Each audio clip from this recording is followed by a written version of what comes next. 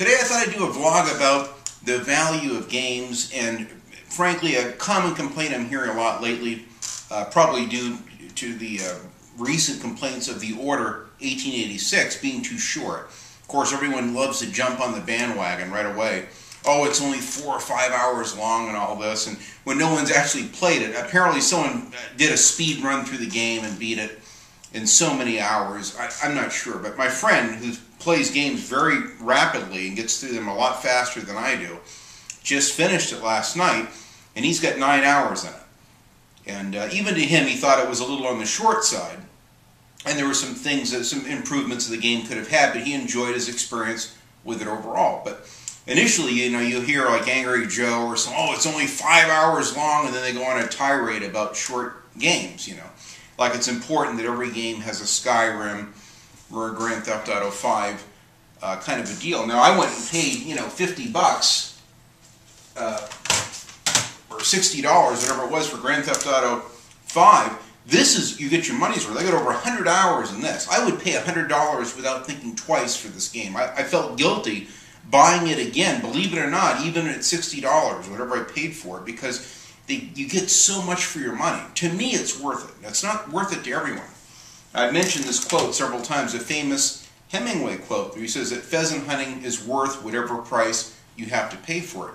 In other words, the things that you want most in life are worth sometimes whatever you have to pay for it. I'm relatively tight with my money, so that way I can afford to buy new games or used games for my collection. Quite often, you know, I don't go out to eat any more than I have to. We go out probably once a month, sometimes a couple times a month. Sometimes we just go to a kind of fairly inexpensive restaurant. Once in a blue moon for a special occasion, like one of our birthdays or something, we'll go out to a nice steakhouse and have it spend, you know, $120 on a meal or something. But it's rare. It's not very often. And I rarely ever take a vacation for more than one night.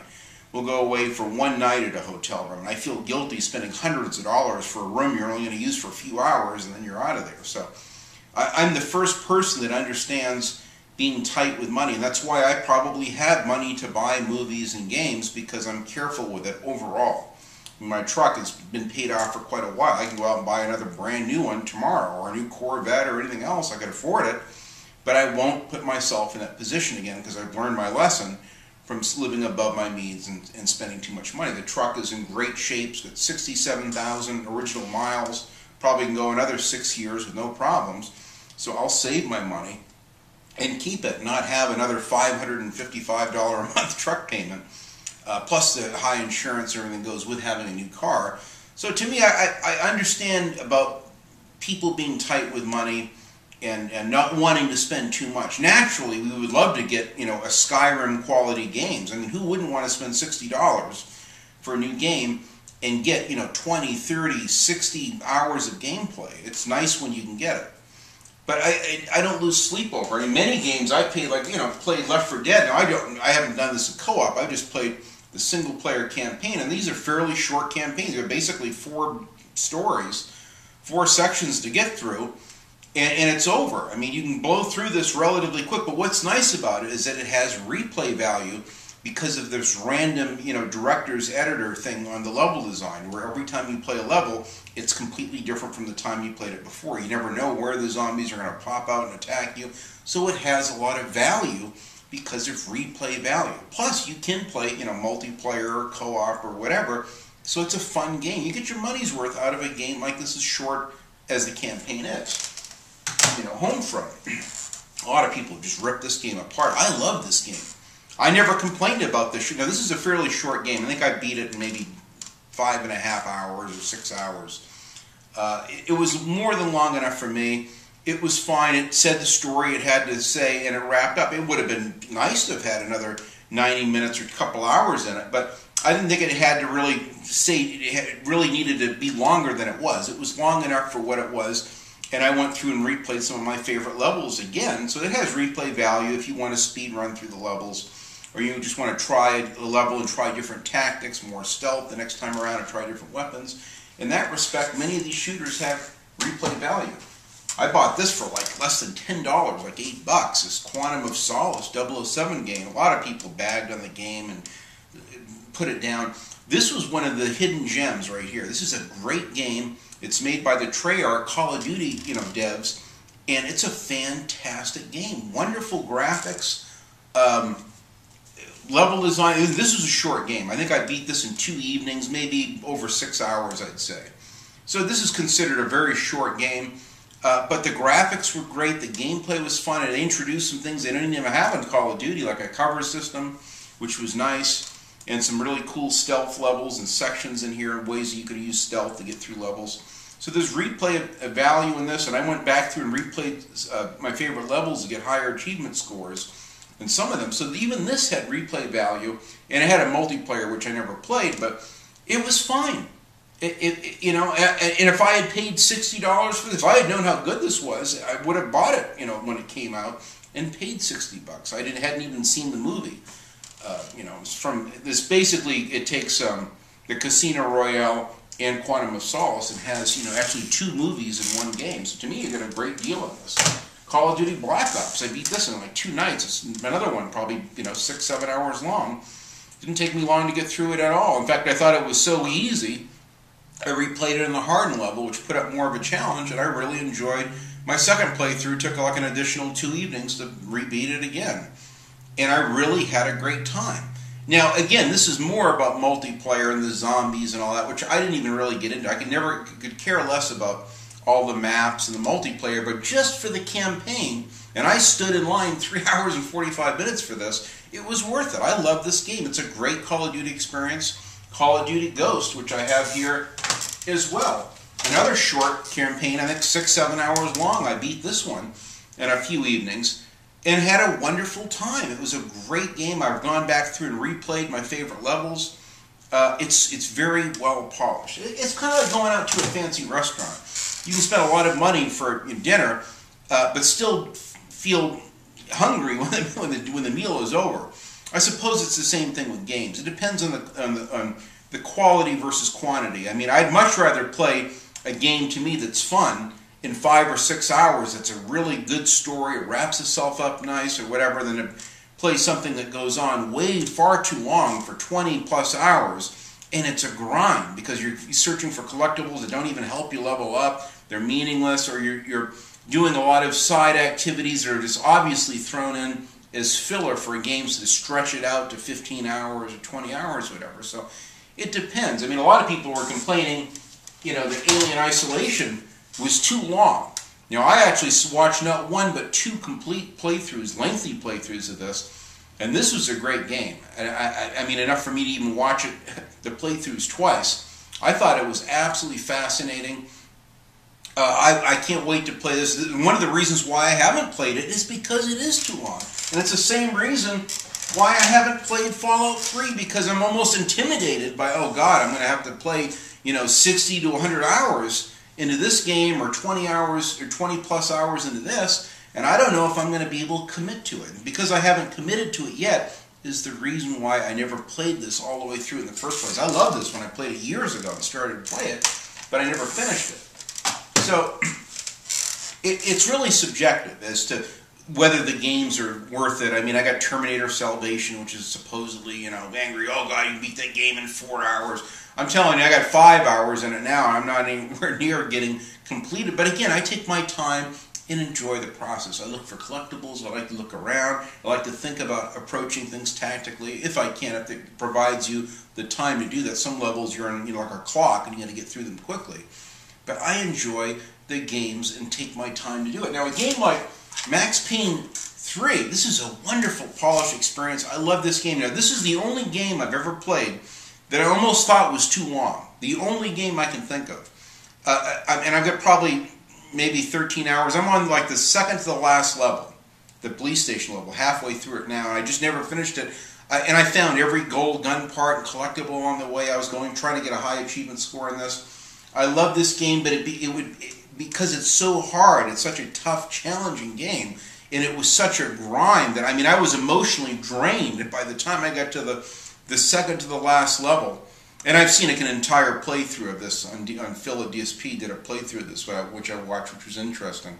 It's some weird glitches in the game, and some of the levels he had to play over and over because it's brutally tough. This game, I just couldn't take it, and I finally just took it out of the machine and put something else in. Not because I didn't like it, it's just because it was almost too long. It was almost too much of a grind. But you definitely get your money's worth at Max Payne 3, whether you paid $12 for it in a bargain bin, or you paid, you know, brand new full price for this. This game, I'd even pay $100 for. It's a wonderful game. Very well made, another polished Rockstar game, which I love. You know, I've watched early reviews of Wolfenstein 2009, and oh yeah, you can beat the game. It's a short game, you can beat it in under 12 hours. And well, I got 24, 25 hours in this game, because I look for the collectibles, which help you level up your guns and weaponry and your veil powers and what have you in this game. So to me, I mean, when I hear people, oh, you can beat the game in 5 hours, immediately I'm suspicious. I'm like, okay, well, I'm not going to speed run the game, so I can almost double whatever the time. They say it's a 5-hour game. I bet it will take me 9 or 10 hours to play it. This game, I've got double. They said 12 hours, took me 24, 25 hours. But again, I'm looking for everything in it. And sadly, because this game didn't do well, and because poor Singularity, which got no marketing at all, didn't do well, Raven Software, one of my favorite developers that did these 2 wonderful FPS experiences, is now relegated to doing Call of Duty multiplayer maps, which I'll never play, sadly. So it's a shame, because people will just wait. Now this one I bought for like $15, because I didn't know about it. I played this and loved it, and I go, oh look, it's Activision, this is Activision. Oh, Raven Software, this is Raven Software, I'll try it out. And I saw some reviews, and someone had mentioned Singularity. I said, if you like this, play Singularity. So when I played this, I was blown away. I felt guilty paying only $15 for this game, because this game is fantastic. It's a wonderful experience. I'd highly recommend. I gladly would have paid full price and then some for this one, but that's me. I place a high value on my escapism in the games that provide me the escapism that I want. But sadly, because people just wait, oh, it's a bar, they got lackluster reviews, I'll wait till it hits $20 and I'll get it in the bargain bin. Well, because of that mindset and poor, jaded reviews, we no longer have these wonderful, cool IPs like this. So we get more, you know, traditional military shooters, you know, like Call of Duty and, you know, Gears of War. These other games, as good as they are, as much as I like them too, we're just getting more of the same, which is sad when you see great games. You know, you got Pandemic Studios that did the wonderful, in fact, I'm looking for the second one, Star Wars Battlefront. What a great game. And they also did that Destroy All Humans game, and they made the wonderful open world The Saboteur. What a fantastic World War II open world experience. Wonderful polished menus, music, set piece moments. I mean, really nice cutscenes, very well done, a wonderful story. And racing and driving and everything in a game. But because these games did, you know, well, I can't say this one did bad, but because this one in particular did bad, they closed. Pandemic Studios closed their doors after this. They made Mercenaries and other great games too. So it's so sad when every one of my favorite studios, Raven,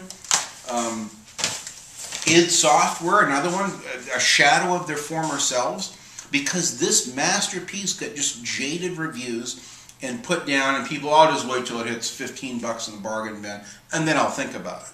Well, because of that, let me tell you something. You can buy the games. I mean, GameStop is going to make out whether you buy it at $15 or you buy it at full price. They might even make more money down the road selling it used. I don't know. But the developers lose. You know, the developers lose in the end. Some people say, well, I didn't get it. I bought it off from Steam, you know, for $15, whatever. Well, I guarantee you the developers make a lot less off that $15 from Steam than they would have at $60 at full price. But again, that's me. I was hyped about this game. I studied this game for years before it finally materialized. So to me, it was worth pre-ordering it. Now again, I'm in a position where I can buy, you know, 8 to 10 new games a year. I wasn't always that way. The year of 2008, I could only afford one game all year, and that game was Twisted Metal Head-On, which I still have in the other room for the PlayStation 2. In fact, that's why I didn't even have an Xbox 360 or a PS3 for over 5 years, because I just was broke. The economy around the late 2000s, 2007 and 8 was unraveling. I had to sell off all my valuable muscle cars and collectibles, and just to basically keep my house going and survive. And then in the end, I lost my house and all the cars and everything, which I'll never get back. I lost tens of thousands of dollars. So gaming was a very low priority, and that was probably the most depressing year for gaming for me, was 2008. And even the first half of 2009 was just horrible. And then later in 2009, I bought my first Xbox 360 and this Wolfenstein game from 2009. And I slowly started to buy games. And even then, I couldn't buy them all new. I bought like Grand Theft Auto 4 for $20 when I bought my Xbox 360 because it had been out a while. I gladly would have paid full price for it, but I was in a position where I had been out of work so long, for over 6 months, and I had to really watch every penny. So back then I had to do the budget shopping and could only get $15 and $20 games, but I did buy a couple brand new ones. I bought Call of Juarez, like Bound in Blood, brand new, paid $60 for that.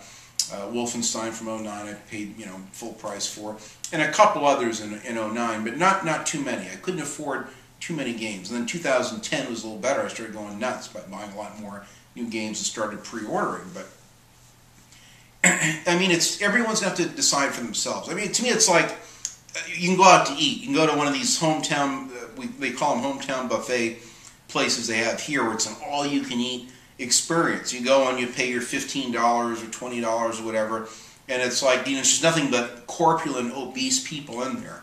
They're getting their money's worth. And that's what it's all about, is just quantity. It's all I care about is quantity, and it shows. I shouldn't talk. I'm, 265 pounds myself. I'm pretty overweight. And that's because I like to eat too. But I prefer to eat. If I'm going to eat, I'd rather spend a little bit more money and get something of quality. It's the same thing with movies too. I mean, sometimes I can watch a 90-minute or 70-minute movie, and I feel I've got my money's worth. Not every film has to be a 3-hour Lord of the Rings extended cut film for me, or a long 2.5-hour movie.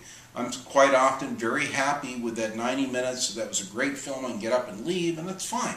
It's a nice experience and well worth the money. To me, it kind of balances out. So you pay $60 for one game that's 6 or 7 hours long, but you pay $60 for another game, you get 100 hours in it, like Grand Theft Auto 5. So it kind of evens out. I don't, get all worked up over the value of the games. I also don't like it when reviewers go, I wouldn't buy this game. It's a rental only. I would just rent it. Even then, I'd, think about it. Maybe see if you can borrow it from a friend. So they're telling you what is valuable to them. Well, maybe they didn't like the game. There's people who didn't like Alien Isolation and said, I'd wait till I hit the bargain bin. And there's other people who think it's a Game of the Year material and would pay top dollar for it, because they value the experience they had with it. It's the same thing. So, Kane and Lynch, too.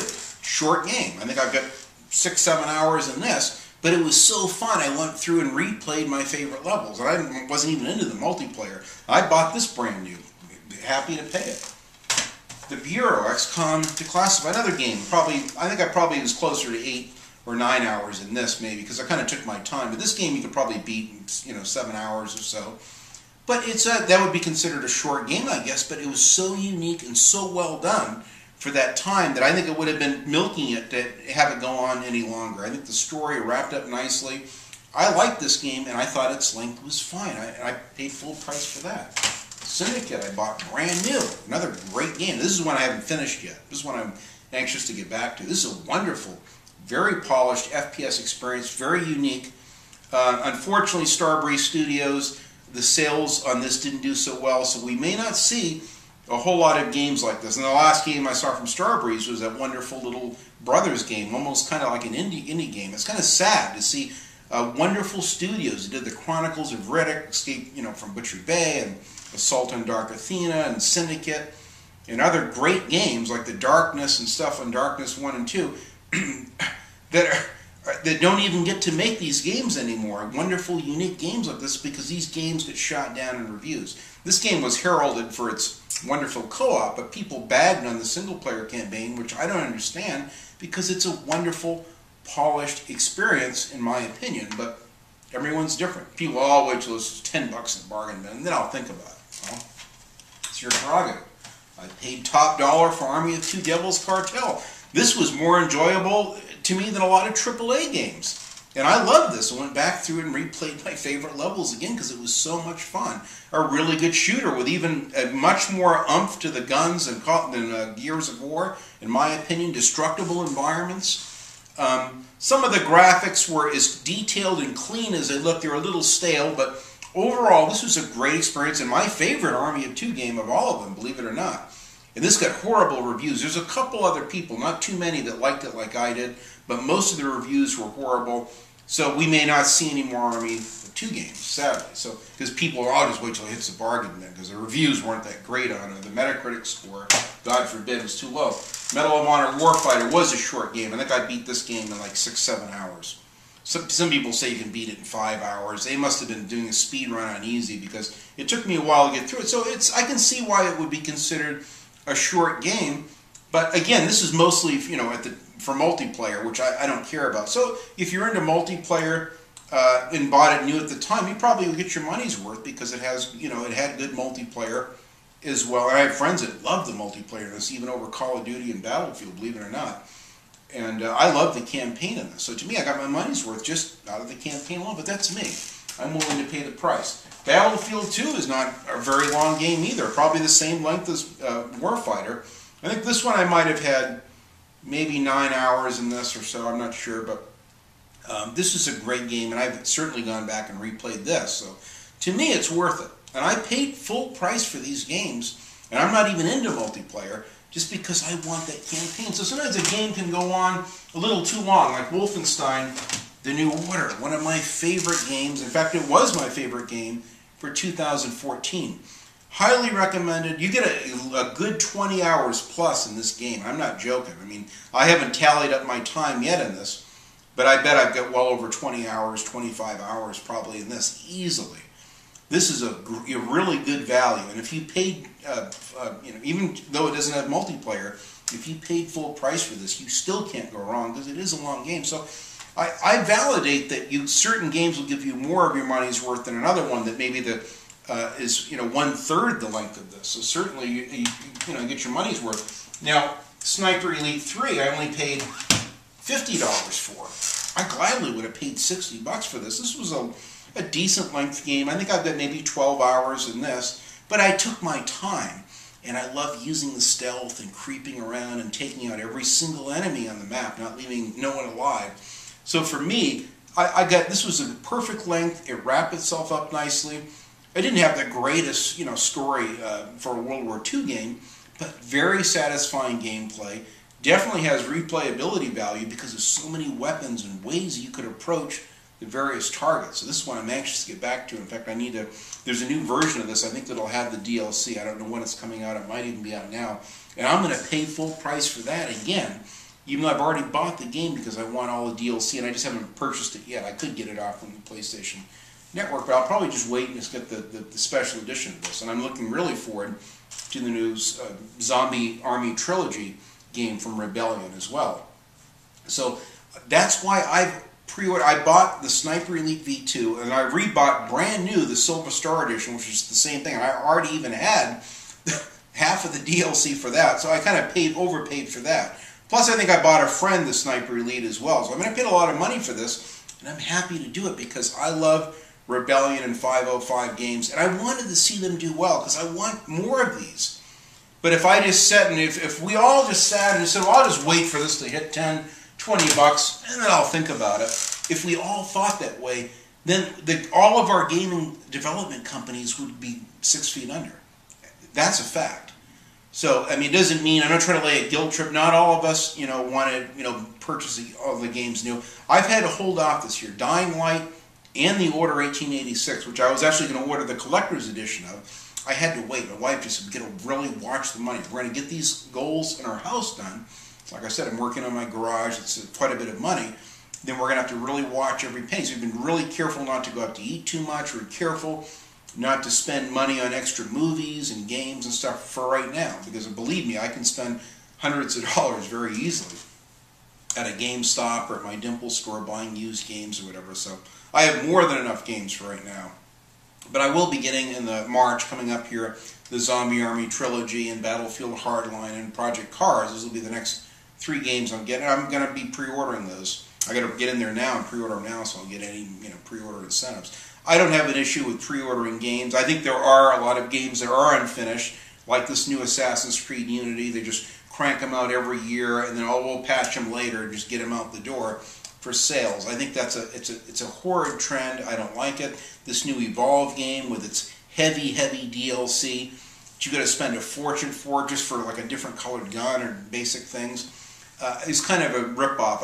I'm concerned about the microtransactions and the heavy DLC stuff. I don't mind DLC for like extra, missions and weapons packs and stuff. It's okay once in a while. I just purchased a special weapons pack for Hitman Absolution recently, which I've been looking forward to going back and replaying. So, you know what? They had a sale on Xbox Live Arcade. It's a few bucks, and I had plenty of money in my account. I said, I'll buy this cool weapons pack, so I'll have some more weapons for my next playthrough. So I do place a value on some of the DLC, and we'll buy it once in a while. But I'm very careful with pre-ordering games. I can't go crazy and buy everything that I want, but I say, okay, if I can buy 6 or 8 or even 10 games a year, I'll think about the games that I really could see myself enjoying and research it as much as I can before I put my money down or pre-order. It's the best you can do. So it's a tough economy right now. Many of us are out of work or we're not making the money that we used to make, like myself, and you got to cut down. I mean, no one loves a deal any more than I do. I like to go out and get Tides of War Wolfenstein for $10 at a used game store, get it in mint condition. I mean, we all like getting deals. I have a couple games I've only paid $3 for. And I almost feel guilty. It's like, wow, $3, and it's mint with the booklet. There's not a scratch on it, and I can enjoy this, 10 or 12 or 15-hour experience for $3. Who doesn't like a deal? We all do. And I like to shop for those kind of deals. We've been looking for contractors recently. I don't get the cheapest contractor because you get what you pay for quite often, but I'm not going to throw my money away on the most expensive ones either. So I interview a few of them, and if I have a good rapport with them and I feel that I'm going to get my best value for the money, I'll spend a little bit more, even more than I had planned, which I'm doing presently for my garage, because I feel comfortable it'll be done right the way I like. It's the same thing with games. I don't mind spending money for the game if I know it's going to help to support the company that makes the gaming experiences I love. I mean, after Aliens Colonial Marines, a miracle that anyone took a risk with Sega and bought Alien Isolation. But the fact they put so much into it, and I could see early on, I go, I'm going to pre-order that one. Because I like the Alien games. I want to see more of them. I wouldn't even mind another Aliens Colonial Marines, but with much more polish. I mean, who wouldn't like to play that kind of an experience? So that's why I support it. I bought not 1 but 2 Aliens Colonial Marines, including the collector's set and the strategy guide and everything. So, and I'd do it again. Believe it or not, I would do it again because I had fun with the game. And I might even replay that one at some point now that they've patched it and fixed it. It's actually not a bad game, and I have the new DLC for that, which I'm anxious to play. So it is subjective at the end of the day. I don't want to tell everyone, okay, you all need to be buying games brand new. I mean, many people have their own criteria for what they can afford, and that's totally understandable. And believe me, I understand it. But there's also this kind of an anti-corporate mindset. Oh, they're the evil EA and Activision. I'm not going to, put money in their coffers. I'm not going to pay it. I'll wait till it hits a bargain bin. Well, that's fine. But don't be too surprised if even some of those games that you like and the big franchises go belly up because no one buys the games. I mean, they are big, cold companies that make financial-based decisions at the end of the day. There's no question about it. But we still need them to make our games that we want. So it doesn't matter what their motive is, just profit. I mean, that sounds cold and evil and all that, but hey, that's what makes the world go round. I have a business. Am I evil because I want to make a profit? I'm working hard to paint someone's home. Naturally, at the end of the week, I want to get something from my trouble and then be able to come home and maybe purchase something for my own home. Or take my wife out to eat, or buy a new video game, because I've worked hard. I mean, you can't put everyone in the same category and say, oh, all corporations are evil and I'm going to boycott it, not buy any new games and all that. You're really only hurting yourself and there are other gamers at the end of the day when we don't get any new gaming experiences. Like I've said before, I started my YouTube channel just because I wanted to counter all the myriad of jaded and angry nerd, reviews and overly critical, nitpicking reviews, to where, I mean, when I first started watching YouTube, I'm like, God, I don't know if I'm going to buy any of these games. They all suck, apparently. But then I keep watching, and I would see one guy would say, hey, I really like this game. This game's a lot of fun. I don't know why it's getting panned reviews. And I was kind of curious about this. So I took a risk and bought Singularity and bought some of these games and go, man, there's nothing wrong with these games. These games are better than the AAA experiences I've been playing. And I've never regretted spending that kind of dough since then. So now I've kind of learned that just because people say, because everyone like lemmings jumping off a cliff, oh, that game is too short, don't buy it, it sucks, whatever.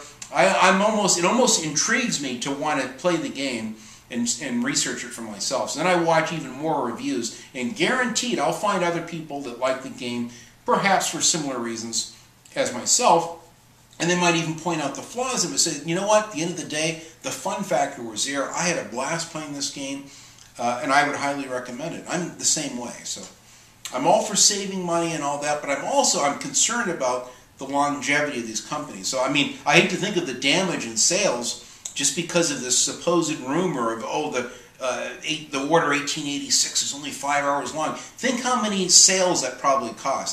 That may have cost that IP. We may not see a sequel to it now just because of this false rumor. When it's not 5 hours long, it's closer to 8 or 10 hours long. But if you still think that that's too short a game and not worthy of your $60, only you can make that decision. That's up to you and your conscience and your budget. We all, like I said, I have to pick and choose too. I have games from last year I just couldn't afford, and I'm gonna have to wait. I'll probably have to get the Shadow of Mordor. By the time I'm ready to buy it, it probably will be $20. I mean, who knows? But I'm not waiting for that reason. It just so happens, and I'll probably feel guilty, like, wow, I got a great experience for $18 or whatever. I mean, it is what it is. It kind of evens out at the end of the day. And I've mentioned this before, compared to what we paid for games in the 80s and the 90s, it's never been cheaper. You can go out and buy a game for $50 or $60. I was paying that then. It'd be like paying $120 to $160 for a game today. Imagine if people actually had to pay what we had to pay for consoles and games then in today's money. These companies would go under because everyone wants something for nothing. That's what ruined the music industry. That's why the music today sucks, by and large, because the record industry has been ruined. Part of it's been the greed of the producers and the record companies. Part of it's been there's just been a lack of talent because no one wants to pay for music anymore. They think it's their right to have it free. So even 9 Inch Nails, Trent Reznor just gives, okay, you can just have it off, fine, have it off iTunes. He even gives a lot of his music away because he knows no one will pay for it. And that's why we're not seeing great new bands anymore, because there's no one's paying for it. It's going to happen with games if we're not careful. We got to think about the bigger picture with games. As long as I can get physical copies and it doesn't go digital only, I'll continue to buy and support the gaming companies that make my escapism and experiences that I love. And believe me, there's a lot of great games. I mean, you can get your money's. I got 34 hours in this. I'm not even halfway through the game. So, I mean, believe me, I love to get my money's worth. But at the same time, I see the bigger picture, and I want to do my part to support these great companies. So, you have to decide for yourself, but don't listen just the minute you hear the clickbait thumbnails, oh, it's only 5 hours long, and then make a decision based off of that. Do your research for yourself. Be a critical thinker. Think for yourself. Think about the fun factor. Is this game in line with what you're looking for in a game? If it is, then sometimes you have to take a chance and pay full price. It's not the end of the world. If you don't like it, you can trade it in, usually at a discount, but you can still get some value out of the game, usually initially after you buy it. But each person has to decide for themselves ultimately. I certainly understand if you can't buy every new game that comes out, because it is expensive and it costs me money, and I have to budget my money as well. So, thank you for watching, guys. I hope you got something out of this. Let me know in the comments, and I'm sure some of you will, what you feel about this. I know this is kind of a volatile, you get people on both sides of the fence. Or some people refuse to buy new games, and other people buy every new game that's coming out just because they can't wait to play something new, a new experience. Not that they want to throw their money away, but they're just anxious to play every single game that comes out. I mean, I'm somewhere in the middle between the two, I guess. So, anyway, let me know in the comments how you feel about this, and I look forward to reading them. And thanks again for watching. Enjoy your games. and your escapism, because at the end of the day, this is what really adds the quality to our life.